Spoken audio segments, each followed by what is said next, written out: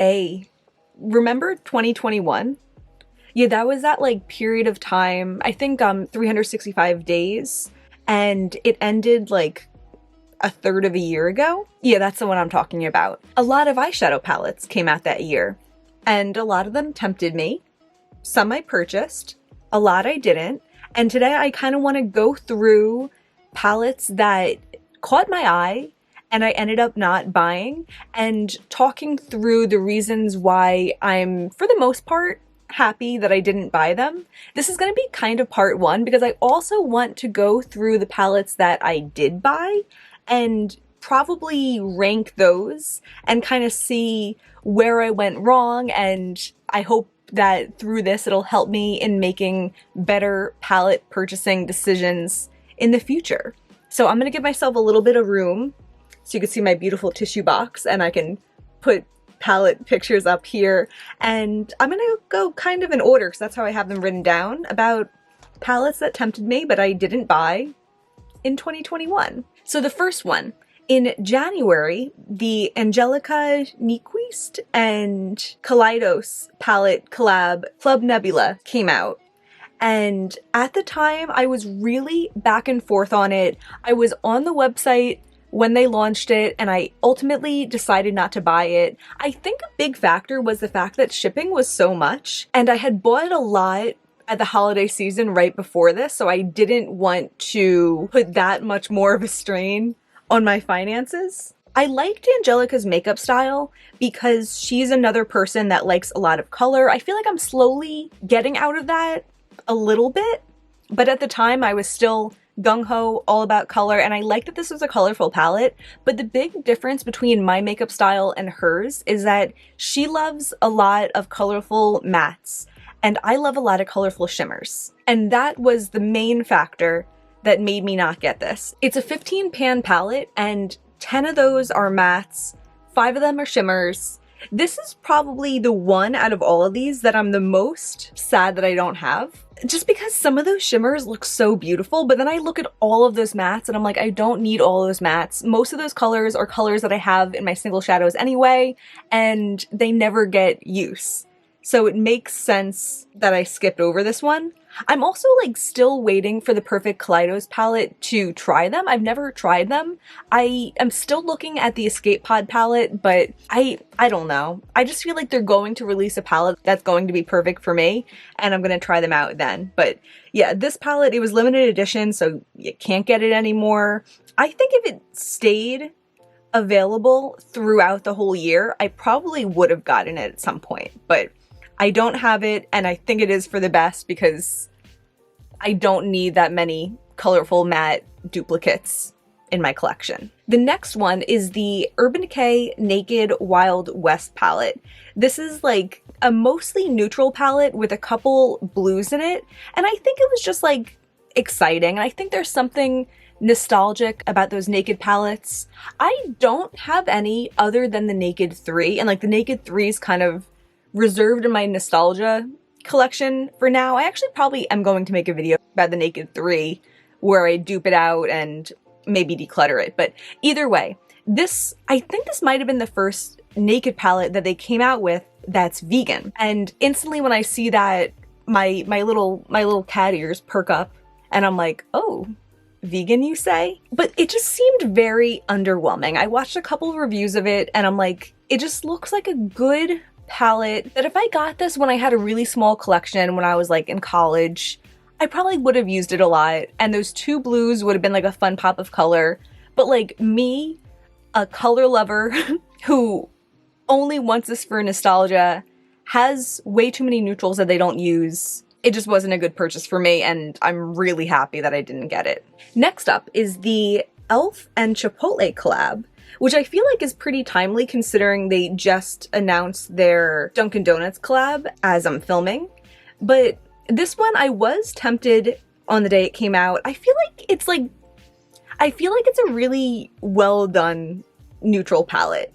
It has like some interesting looking shimmers, like those 2 on the bottom. I don't have any swatches in the picture in front of me, but they look like really interesting colors. Oh, and also I like the fact that they could have so easily named some of those browns like Beef, or like whatever their funky name for beef is. And I like that they were all like vegan names. They were all named like pinto beans and guacamole, and I thought that was so nice, and I liked that. But ultimately I was like, this is like, it's silly, and also it just feels too buddy with corporations. Like, we're supposed to be like, oh, I love Chipotle, and like I do enjoy food from Chipotle, but there has to be like a line that I draw where I'm like, why am I trying to like hype up this corporate structure so much that I have to like idolize it when I put my makeup on? And I think I knew at the time also that I would like, that this was going to look dinky to me in the future. And I think if it had spent the past year sitting on my vanity, I think I'd be really sick of it. Oh, and then also on top of that, I don't like e.l.f.'s eyeshadows that much. So that's like a big reason why I'm happy that I don't have this, because it's not just the colors that make up the palette, it's the formulations, and I don't think their formulations are that strong. The next one is the Melt Mary Jane palette, which came out in April. It retailed for $58, and this was one that I thought about the least of any that I've mentioned so far. It was kind of just like a passing thought at a point that like, it looked like a pretty palette. I feel like I have like a fantasy of being like a cool toned eyeshadow person, but I'm just not. And every time I put it on, I just feel like I look very like a 90s magazine ad in like a bad, too done up way. I've also never tried Melt's formula, and I don't think very highly of it. I know reviews for their palettes over the years have been like really all over the board, and I haven't even cared enough to figure out if it's like the same palette some people like and some people don't, or if it's just like some of their palettes are really good and some of their palettes are really bad. I don't know. I've had kind of like average experiences with the products of theirs that I have tried. Overall, it just wouldn't be a good purchase for me, and I knew that, but it was a thought at a time that I was like, that looks pretty, and that'd be cool if I had that. Next is the BH Cosmetics Say It collection. It's the palettes that had like obscenities written on the front of them. I thought it was like a weird thing. I felt it was very juvenile. And like, maybe people feel differently, maybe people think that's fun. Just my personal taste, I think if it came out when I was younger, I would have been like, yeah, that's cool. And now I'm just like, I don't need that. I don't know. It just feels like edgy for no reason. And I think also, if I'm talking about makeup and videos, I don't want to have to worry about like, I don't know, it's not like I don't curse ever filming either, but it just seems unnecessary, you know? But the F Off palette, I thought that one was pretty. I liked the color scheme of it, but also at the same time, it's only 3 shimmers. I do like shimmers. It has a black in the center. I don't tend to use black eyeshadow very often. It wouldn't have been a good purchase, and I knew it, so I didn't get it. Okay, the Patrick Ta Major Dimension palette. That one came out in June, and it was $68, and I thought about that palette so much. I think I was starting to get like a little bit more intrigued by like the cool sexiness of neutral eyeshadows. And something about that palette just seemed like so posh. It was in my Sephora cart. I really almost checked out with it a couple times, but I think the things that held me back were A, it's expensive. It's $68. The fact that I don't know a lot about their formula to know if the shimmers would be comparable or better than the indie shadows that I have. I have the most gorgeous neutral indie single shadows that I've been getting kind of more use out of recently. At that time, I was not getting enough use out of them at all. I mean, I'm still not, but I'm getting more now than I was then by admitting to myself that I like interesting neutrals. But I think I still knew then that I had much better shadows already in my collection than what I would get out of this. And realistically, there's just not enough time in the year to wear all of my gorgeous, incredible, out of this world eyeshadows, and then also have time to wear these eyeshadows that I kind of predict to be more of just like basic, pretty, neutral shimmers. Full disclosure, I just started looking at the new Patrick Ta also, the Major Dimension 2 Rose eyeshadow palette, and it looked really pretty for a second, but The first one was vegan and this one's not vegan. It has carmine, so. But I think this one does have like a little bit more color than that first one does. But either way, easily dupable in my collection, both of them. Oh, next up we have the Candy Skies palette. This was the collab with Laura Lee Los Angeles and her niece, Erin. And it just looks like a really pretty pastel palette that also has some like really saturated pastels, which intrigued me. It's not entirely one note, like I feel like a lot of pastel palettes are, but it's kind of the same thing. I'm realizing that it's just like my ideas of the formula are holding me back. I know that it's not going to be as good as the Cleona shadows that I have, the Davina shadows that I have, the Terra Moon shadows that I have, and to have to buy so many eyeshadows at one time in a pre-made palette when you know that you have better formulas already in your collection, it just doesn't make any sense. And sometimes I like the whole idea and the scheme enough to like give it a shot or to want to have those colors put together.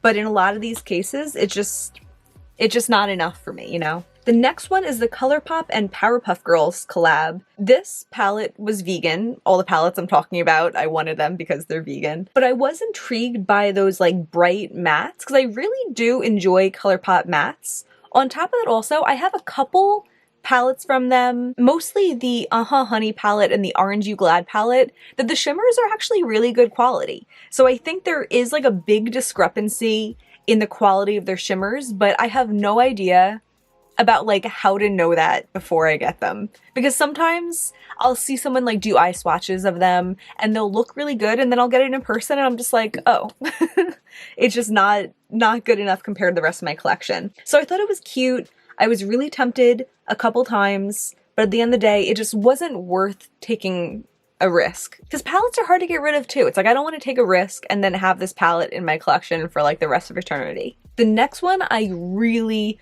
wanted when it came out, or when it was announced. It's the Urban Decay Naked Cyber palette. I feel like this was them kind of being a little hip and seeing that people are liking those like duochromatic, really shimmery shades from indie brands and trying to do their own version of that, which in concept is a great idea. I think it's just in execution that they really dropped the ball. Even like looking at these hand swatches, I'll put the picture up, it looks gorgeous. They look so pretty, but like, I know I can and I should dupe this out with my collection. It was when I started seeing people reviewing it that I just realized that it's nothing special. It's just like them looking like they're kind of doing that concept, but still having their regular subpar Urban Decay formula on it. I remember this also, it was previewed so long before it came out in the US. I think it was out in Europe pretty soon after it was announced, but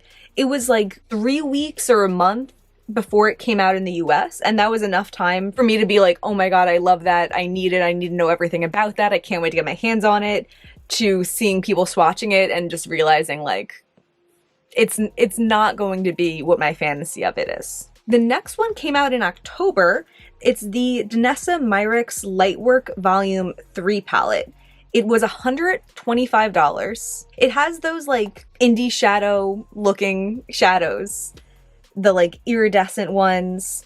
But I watched some video, I think it might have been Bad to the Brow, her video, where she was comparing some of those shifty, gorgeous shadows to other indie shadows, and I had a lot of them. There were several black-based multi-chromes in, which I'm really not about. It doesn't really go with my makeup style, and even the ones I have, I'm like, should I declutter those? So buying duplicates for my least favorite multi-chromes didn't seem like a good idea. It seems really pretty, and I feel like for a more mainstream market, like it was available at Sephora, I think it probably is the best that you could get at Sephora, but it's not the best that you can get in general. And I much prefer the way that I've been doing it, of picking up shadows here and there from indie brands and curating my own perfect vision of this sort of thing, rather than buying these 15 already picked out shades, some of which aren't my favorite kind of special shadows anyway. And that price, I mean, I get the price, but the price definitely held me back also. I think I think if it was $50, it probably couldn't have been, but I think if it was $50, I might have just bought it right away. Okay, we're getting to the end here. My second to last palette that I had been considering but decided against was the Melt Cosmetics Amor y Mariposas palette. Not sure if I'm saying this right, but it came out in November. It was $70. It was, yeah, a pretty big palette, a lot of shadows, a lot of greens, bunch of oranges. The thing with this palette too is that they announced it and I was really into it, and then they only had it available on their website in a bundle with everything else that came out in the collection. So like, it was like these super pink lipsticks and some like gel eyeliners and stuff like that. And I think it was like $425. And that's the only way that the palette was available at first. Which I just feel like is kind of like a scam. Like they're preying on the people that are like trying to get videos out first, or just like want to have it first, and making them spend $425 for the $70 palette. Like I don't believe that people were dying for those bright pink lipsticks that even like, I don't have the pictures in front of me, but I remember seeing like, they had gorgeous models swatching them and they still looked weird on the gorgeous models. Like, I don't know what they were doing with those. Oh, and it had like a brush set also. But yeah, this also, by the time it became available for just buying all by itself for $70, the magic of the idea of it had kind of faded. I saw it in Sephora and I swatched a couple of them and it looked pretty, but I was realizing then also seeing it in person that they just weren't my type of shades. I'm kind of like honing in to what I like in eyeshadows more, and I like interesting peachy neutral mattes. I like pinks and purples and blues, and this is just very like green and orange, and you know, I like those colors. I like all colors, but I have all colors already. So for me to buy a pre-made palette, I want it to be like a color story that speaks to me and not just like, oh, this seems nice and I could get it. And then the last 2021 palette to captivate my mind for a period of time that I'm happy I didn't buy was the Give Me Glow Bad Witch Club. Yeah, Bad Witch Club. It came out on Black Friday and it was announced like a couple weeks before that, and my first impression, I was just like, wow. What a cool palette. I like the colors of it. I just think like I want a couple colors in it as singles. I don't really want the palette. Like that like minty green in the corner, I really like that shade. And then there's that like purpley periwinkle matte, I really like that. And that like bright royal bluish purple matte, I really want that also. But I was just thinking about like, with my makeup taste, I'm just not doing such like dark, colorful looks nowadays. Looking at this palette, I wasn't inspired to like make looks out of it. I mean, and that's okay. You know, you could buy a palette and have it be a companion palette, but at the same time, it just wasn't, I don't know, looking at it now, I'm like, oh, I kind of still want this. Like, I feel like if it went on sale at some point, I would still think about it. I don't know. I do like it, and especially considering I like their mattes so much, it is a very matte heavy palette. All right, I don't know what my point here is because I actually kind of like this right now. Great. I think it was also though that like I did buy their Pastel Dreams palette earlier last year that I'll talk about in the palettes that I did buy, and overall it just like wasn't my jam, and that's mostly just because it's pastels and I'm not a pastel person, and I tried to make looks with only that palette and it just wasn't for me at all. I think because of that, I was extra wary of a Give Me Glow palette, but I think like if this was the one Give Me Glow palette I had out of last year and not that one, I think I'd be happier. But overall, I bet I do have these shadows. Maybe I will try to dupe this out at some point, because I don't necessarily need to just like, I don't need it. I don't know, this is not going where I was thinking it was gonna go. So I'm just gonna wrap this up here.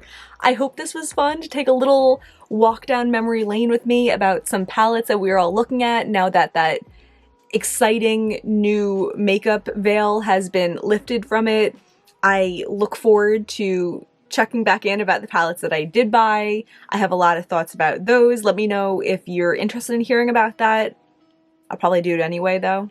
But either way, Give me a like, subscribe if you enjoy this, and thank you so much for being here. Bye.